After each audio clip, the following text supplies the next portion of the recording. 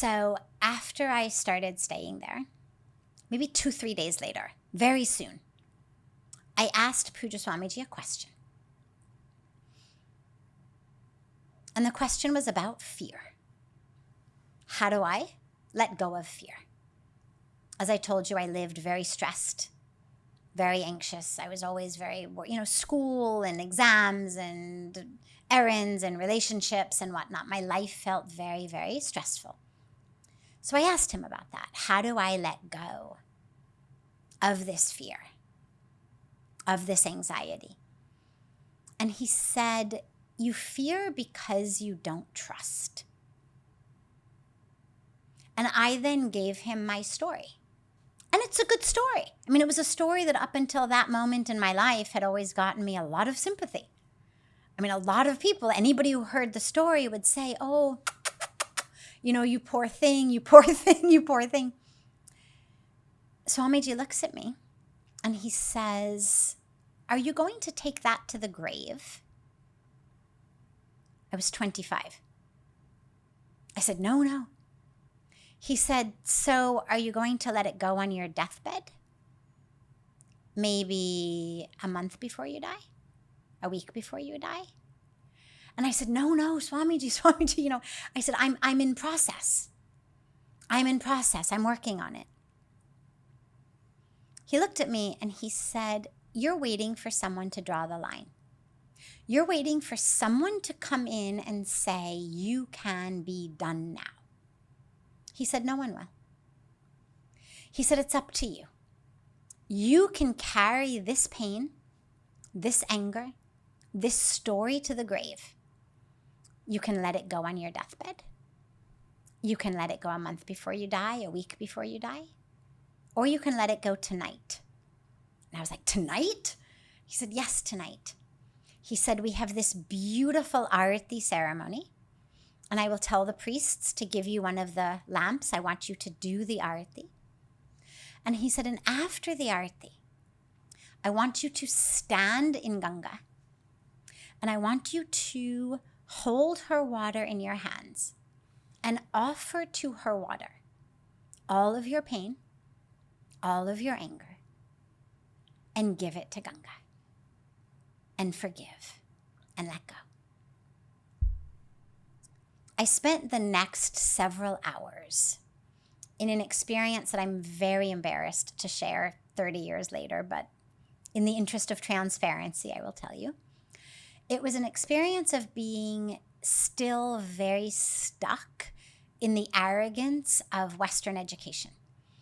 And I remember thinking, this is sweet, this is quaint, and there is no way this can happen. Sometime just before the Arati, I had a moment that I will be grateful for the rest of my life, in which I remembered the vow again. And I said to myself, okay, look, obviously it's not going to work. Like, we know it's not going to work. But you took a vow to keep your heart open, and you must keep it open. And remember, just out of respect, this instruction was given to you by one of India's most revered masters. Like, get off your high, obnoxious, arrogant, high horse and stop mocking it and start having respect for it. I just have to interrupt. Of course. Everything that we spoke about up till now in the conversation was about practical wisdom. Yes. This chapter in our entire conversation is about openness. Yes. Openness to change, openness to receiving spiritual blessings. Yes. And honestly, this is the part where most people are not able to do it. They're not able to be internally open to an experience. Up till now, they're able to absorb the practical wisdom because it is associated with their material realities. This is slightly beyond material reality. Yes. So I hope that the lesson people are taking away is keep your mind open. Well, here's what I'll do. I'll finish the story, and then I will come back and unpack pieces of it for people to be able to implement. Because remember, I was only 25. I mean, I'm telling the story as a 54-year-old sannyasi. But the one who experienced it was a 25-year-old student. Very similar in many, many, many ways to probably a lot of your community and listeners. So the me who walked into that water is not the me who's telling the story. I mean, on the soul level, of course it is, but on the emotional, psychological, intellectual level, I was at a vastly different place. I was super skeptical. So I walk in the water after the arti, and I did exactly what he told me. I held the water in my hands, and I thought of every experience, every moment of the abuse, of the abandonment, of the harm. And I visualized it all, I felt it all, and I offered it into the water. And I stood there, I don't know how long, hours probably. And I cried and I prayed and I cried and I prayed until I could finally actually see his face and forgive him. And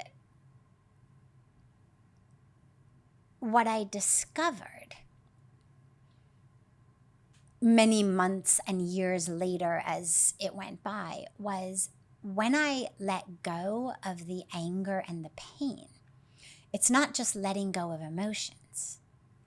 It's letting go also of the identification as the one to whom that happened. And that is just as important as letting go of the emotions. The emotions are critical because they otherwise, suffocate our lives. But the identification is also important because I was moving through my life as this is who I am. And in letting go of the anger and the pain, I learned to let go of the whole story.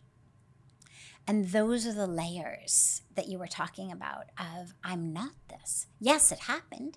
I'm not denying that it happened. It was awful. But the I who stands before you today is not the I to whom it happened.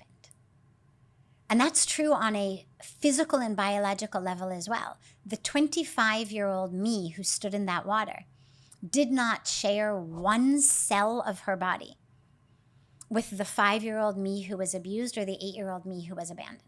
Not one cell. Every single cell in our bodies regenerates. After 7-8 years, every single cell of your body has regenerated. So they're literally on a physical level, if Swamiji said to me, show me the you who was abused. I couldn't. Not a cell of my body had been abused. But I had carried the story in my mind as this identity. And that's what we need to free ourselves of. So the unpacking of it begins with the awareness that says there is a plan and therefore there is a planner. You don't have to be deeply religious. You don't have to be deeply spiritual. You just have to believe that there is an intelligence in the universe, that there is some capital K knowledge or capital W wisdom. If there is an intelligence in the universe, that same intelligence pervades us. So the first step is simply acknowledge there is an intelligence in the universe. If your religious beliefs give it a name or a form, fantastic. If they don't, fantastic also. It doesn't matter whatsoever. Point number 2, to be open to the plan. An awareness that if there is a plan for a caterpillar, if there is a plan for a seed, if there is a plan for a chick in an egg to eventually burst forth and become its own chicken, surely there's a plan for us. And I don't know what it is. But I don't have to know, because if it works for every other aspect of natural creation, it is inconceivable that I am the sole exception to the rule. So that's step 2, is just being open and willing. Step 3 is actually being prepared to take the steps. Actually jumping into those arms, knowing the universe will catch you. That doesn't mean it's going to throw a whole bunch of money your way It doesn't mean that the job that you want is definitely the job you're going to get, or the husband or the wife. It's not a vending machine. The universe is not a vending machine that you put in your money and you get whatever you push the button for. But it's going to catch you in the deepest and most purposeful way for your highest evolution. And then step 4 is the letting go and forgiveness. And this is critical because to the extent that I am holding on to a story of pain, of anger, of victimization, of betrayal, of harm, of cheating, of anything like that, I'm not free. And one of the most beautiful spiritual rules is you deserve freedom. Your highest self, your highest truth is freedom. And your highest goal is the experience of that freedom. So we forgive not because what the person did was okay. It's really important to realize that, because a lot of times what people do is not okay. But luckily, we're not the karmic police. Luckily, we are not the ones in charge of who's getting what karmic fruit. The law of karma doesn't need a secretary, and we're not the karmic police. So we let go, because even though what someone else did is wrong, we still deserve to be free. And if you don't forgive and you hold on, you're essentially saying to someone, okay, you harmed me once. Now I'm going to give you the rest of my life. Now I'm going to give you every moment of every day from now for the rest of my life. I'm going to keep thinking about what you did. I'm going to sacrifice my freedom on the altar of your arrogance, your ignorance, your ego. Why would we do that? And then lastly, so 5 steps, lastly, is one of my most favorite practices, and it's a practice called niti niti. Not this, not this. And it's a practice you begin in meditation by saying, I'm not the clothes I'm wearing. I'm not my skin.